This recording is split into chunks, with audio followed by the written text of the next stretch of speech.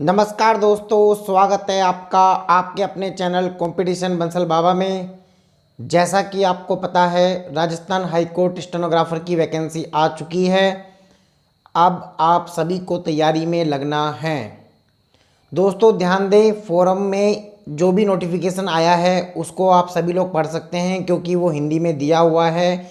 जैसे कि क्वालिफ़िकेशन क्या रहेगी, कास्ट सर्टिफिकेट के बारे में लिखा हुआ है। जो भी है हम उसकी बात नहीं करेंगे, हम केवल बात करेंगे स्टेनो एग्ज़ाम पास कैसे करना है, उन सभी चीज़ों की बात करेंगे।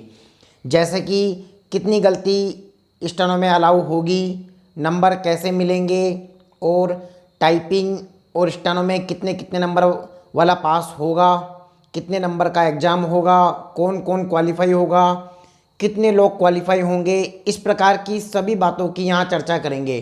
तो ध्यान रहे, पूरा वीडियो आपको देखना है, क्योंकि यह आप सभी के जो राजस्थान हाई कोर्ट स्टेनो का एग्ज़ाम है उसको पास करने के लिए बहुत ज़रूरी वीडियो है।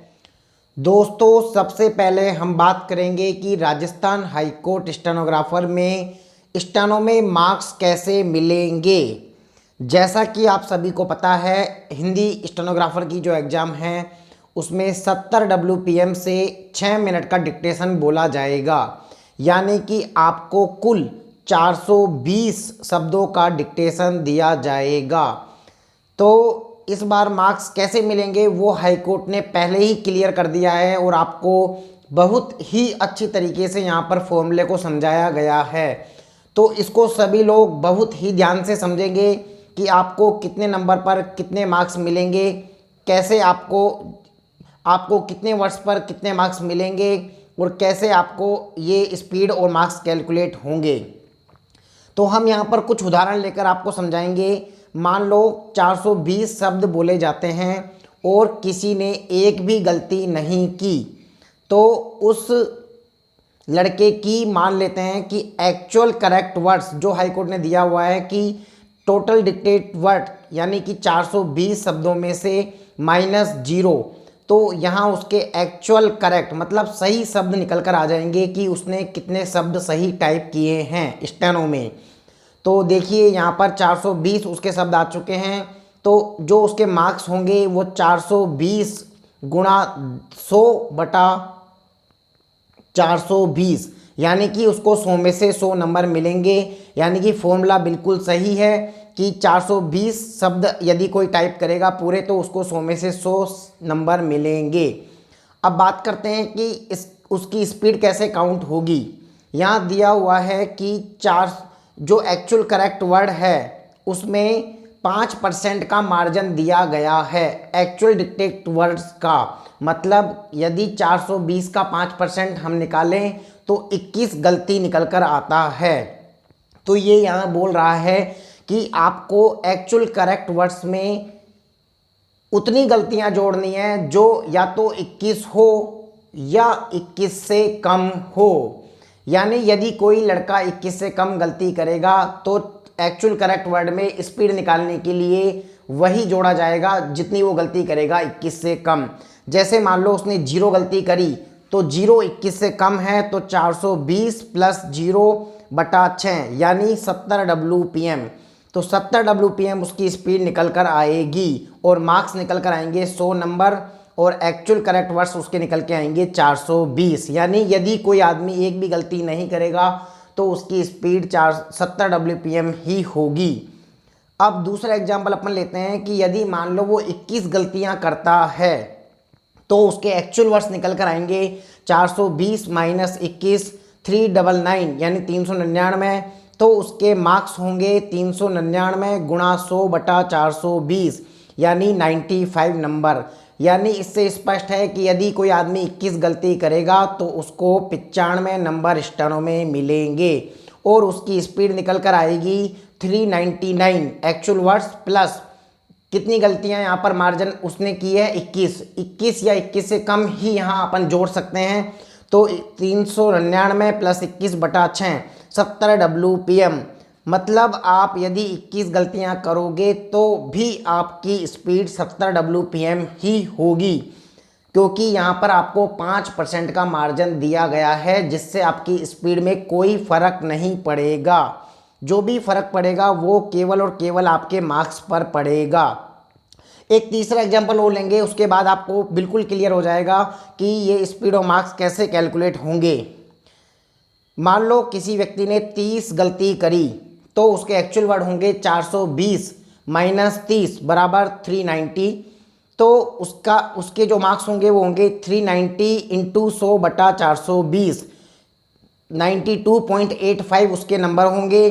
और उसकी स्पीड, यहाँ दोस्तों आपको स्पीड को बहुत ध्यान से देखना है कि स्पीड कैसे कैलकुलेट हो रही है। 390 प्लस 21 या 30, अब लोगों को कन्फ्यूजन होगा कि यहाँ पर 21 जोड़ा जाए या 30, लेकिन हाईकोर्ट ने लिखा हुआ है कि जो 5% छूट है वो जोड़ो या उससे कम जोड़ो, यानी गलतियाँ जितनी ज़्यादा करेगा वो नहीं जोड़नी है, केवल 21 ही जोड़ा जा सकता है अधिकतम। तो हम यहाँ केवल 21 ही जोड़ सकते हैं, 30 नहीं जोड़ा जाएगा, क्योंकि इसमें लिखा हुआ है कि जो भी छोटा होगा वो जोड़ा जाएगा। तो 411 बटा 6 68.5 WPM उसकी इस पर निकल कर आएगी। तो दोस्तों आपको स्पीड और मार्क्स निकालने का जो फॉर्मूला है वो क्लियर हो गया होगा कि कोई कितनी गलती करेगा तो आपको कितने नंबर मिलेंगे। हालांकि हाईकोर्ट ने ये क्लियर नहीं किया है कि कितनी गलती वाला एग्ज़ाम पास होगा, लेकिन ध्यान रहे दोस्तों यहाँ पर 5% गलती के बाद जो लड़के हैं वो फेल नहीं होंगे, उसके नंबर कम होते चले जाएंगे और उसकी जो स्पीड है वो भी कम होती चली जाएगी। लेकिन दोस्तों ध्यान रहे कि अगर 21 गलती आप करोगे, यानी 21 गलती तक आप करोगे तो आपके 70 WPM स्पीड होगी, जो कि स्टेनो एग्जाम पास करने के लिए बहुत बेहतर मानी जाती है, क्योंकि 2017 में 70 WPM वालों को लिया गया था। हालांकि ऐसा नहीं है कि आपको फेल कर दिया जाएगा, लेकिन फिर भी आप कोशिश करें कि आप अपनी गलती 21 के नज़दीक या उससे कम ही रखें। दोस्तों अब आप सभी लोगों का दूसरा क्वेश्चन ये है कि स्टेनो की जो स्पीड 70 WPM दी हुई है वो क्या एग्ज़ाम में 70 ही बोली जाती है या नहीं। तो मैं आप सभी लोगों को बता दूं कि एग्ज़ाम में हाईकोर्ट के द्वारा जो डिक्टेशन दी जाती है वो पूरी तरीके से कोशिश की जाती है कि 70 WPM ही बोली जाए। उसके लिए हाईकोर्ट के जो डिक्टेटर होते हैं, जो डिक्टेशन बोलते हैं, वो अपने जो पैराग्राफ होते हैं 420 शब्दों का जो उनको पैराग्राफ दिया जाता है बोलने के लिए, वो हर 80 से 100 शब्दों के बीच एक मार्क्स लगा के रखते हैं कि यदि उनकी स्पीड ज़्यादा जा रही होगी तो वो अपनी स्पीड को कम कर लें। यानी कि वो एक एक मिनट के अंतराल पर जब भी डिक्टेशन बोलते हैं तो उस डिक्टेशन को रिव्यू करते रहते हैं कि हमारे शब्द ज़्यादा तो नहीं भूल गए। तो यानी आपकी जो स्पीड है वो कोशिश की जाती है कि 70 की स्पीड में बोली जाए। हालांकि आपकी जो स्पीड है वो 10 सेकंड के लिए कम ज़्यादा हो सकती है, क्योंकि वो उनके द्वारा 80 से 90 पर जो मार्क्स लगाए रहते हैं उससे वो पता लगा लेते हैं कि स्पीड ज़्यादा हो रही है। तो ये आपके लिए अच्छी बात है कि जो डिक्टेशन है वो 70 WPM से ही बोले जाने की पूरी कोशिश की जाती है। एक चीज़ दोस्तों मैं आपको बता दूं, जो तीसरा क्वेश्चन सभी लोगों का है वो ये है कि कोमा, पूर्ण विराम और पैराग्राफ चेंज एग्जाम में बोला जाएगा या नहीं। तो ध्यान दें, हाईकोर्ट कभी भी आपको अपने नोटिफिकेशन में यह चीज़ नहीं बता पा रहा है या बताता है कि कोमा, पूर्ण विराम या पैरा चेंज बोला जाएगा या नहीं, लेकिन हम आपको बताते हैं कि 2017 का जो स्टेनोग्राफर एग्ज़ाम हुआ था उसमें कोमा नहीं बोला गया था, पूर्ण विराम को विराम बोला गया था और पैराग्राफ चेंज बोला गया था। 2020 वाले स्टेनोग्राफर एग्जाम की बात करें तो आपको कोमा नहीं बोला गया, पूर्ण विराम और विराम भी नहीं बोला गया, यानी बच्चों को अपने स्व विवेक से पूर्ण विराम या विराम का यूज करना था और पैराग्राफ चेंज आपको बोला गया था। अब बात आती है कि 2023 में क्या बोला जाएगा और आपको कैसे तैयारी करनी है। तो एक बात ध्यान रखें कि जो स्टूडेंट पूर्ण विराम या विराम की डिक्टेशन लिखते हैं उनको वहाँ एग्जाम में यदि विराम या पूर्ण विराम नहीं बोला जाता है तो डिक्टेशन को लिखने में किसी भी प्रकार की परेशानी नहीं होती है। यानी आप कोशिश करें कि विराम या पूर्ण विराम वाली डिक्टेशन ही लिखें, क्योंकि यदि एग्जाम में पूर्ण विराम या विराम नहीं भी बोला जाएगा तो आपको डिक्टेशन लिखने में दिक्कत नहीं होती। और यदि आप बिना विराम की डिक्टेशन की प्रैक्टिस करेंगे और एग्जाम में यदि विराम बोल दिया गया तो आपको दिक्कत हो सकती है। तो ये आपकी तीसरी बात मैंने क्लियर कर दी है कि आपको किस तरीके से इसकी प्रैक्टिस करनी है। चौथा सबसे महत्वपूर्ण सवाल जो आप सभी के लिए बहुत ज़्यादा इम्पोर्टेंट है कि मैटर कौन सा आएगा।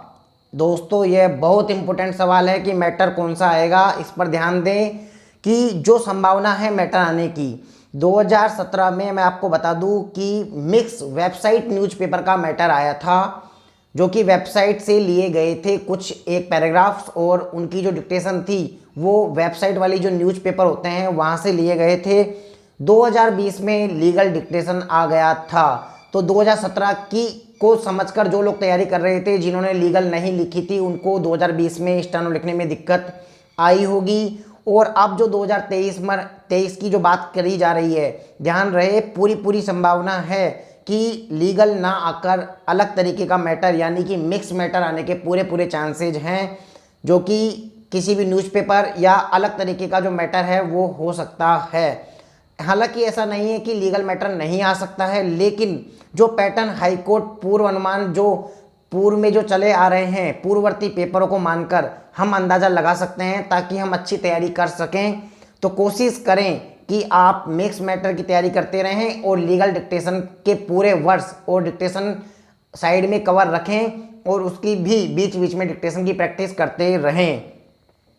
और हाँ दोस्तों, टाइपिंग से रिलेटेड वीडियो मैंने बना रखा है, वो सेम ही है, उसमें ज़्यादा कोई बदलाव नहीं आया है। लगभग नंबर देने का तरीका और बाकी जो इन्फॉर्मेशन मैंने यूट्यूब पे दे रखी है वीडियो में, मैं शायद डिस्क्रिप्शन में लिंक डाल दूंगा, वहाँ जाके आप चेक कर सकते हो। टाइपिंग का वीडियो लगभग पूरा सेम है, उसमें कोई ज़्यादा अंतर नहीं आया है। एफिशिएंसी भी बिल्कुल सेम है, उसमें भी ज़्यादा कोई अंतर नहीं आया है। जो बदलाव आया है वो स्टेनो के फॉर्मूले में जो मार्क्स देने का तरीका था उसमें बदलाव आया है। 2017 में बिल्कुल मार्क्स देने का तरीका बिल्कुल अलग था और 2000 अब जो 23 में एग्जाम होने जा रहा है वो बिल्कुल अलग है। इसलिए ध्यान दें कि आपको स्टेनो पर बहुत जितनी कम हो सकती है उतनी गलतियां करनी है। मैटर को परफेक्ट कठिन से कठिन मैटर तैयार करके एग्जाम में जाना है। एक सबसे महत्वपूर्ण बात मैं आपको बता दूं कि जो लोग एग्जाम में फेल होते हैं वो गलतियां ज़्यादा क्यों आती है। कोमा कहाँ लगाना है, पूर्ण विराम कहाँ लगाना है, पैरा कहाँ लगाना है और योजक चिन्ह लगाना है, अल्ट की हिंदी का वर्ड कैसे लिखना है वगैरह वगैरह, जो आपको इन सब में दिक्कत आती है, इसी वजह से सभी लोगों की ज़्यादा गलतियां होती हैं। तो ध्यान रहे दोस्तों, मैंने इस वीडियो में जितना कोशिश हो सकता था मैंने आपको पूरा कवर करने का प्रयास किया है। हाईकोर्ट स्टेनो से रिलेटेड जो विज्ञप्ति आई है, लेकिन फिर भी जो ये जो चीज़ें हैं आपको हिंदी वर्ड्स और अल्ट योजक के बारे में मैं आपको जो अपडेट होगा वो जितना जल्दी हो सकेगा दे दूंगा। नहीं तो आप हमारी जो स्टेनो टेस्ट सीरीज स्टार्ट होने जा रही है, जो कि केवल स्पेशल राजस्थान हाईकोर्ट स्टेनो के लिए बनी है, वो आप ज्वाइन कर सकते हैं। जितना जल्दी हो उतना जल्दी ज्वाइन कर लीजिए, क्योंकि उसमें हम आपको टेलीग्राम बैच में सब कुछ सारी इन्फॉर्मेशन हर वर्ड के बारे में आपको बारीकी से समझाएंगे और हर चीज़ कवर करने का प्रयास करेंगे। आशा करता हूं दोस्तों आपको जो मैंने यहाँ समझाया वो आपको समझ आया होगा, और फिर भी आपको किसी भी प्रकार का कोई कन्फ्यूजन है तो आप कमेंट करके आप मुझसे क्वेश्चन कर सकते हैं। मैं जितना कोशिश हो सकता होगा मैं उतना बेस्ट अपना प्रयास करूँगा आपको जवाब देने का, और अपनी तैयारी में लग जाइए, बिल्कुल भी समय व्यर्थ ना करें। हालांकि एग्ज़ाम होने की पूरी संभावना अक्टूबर के आसपास है, तो आप तैयारी में लगे रहो। धन्यवाद।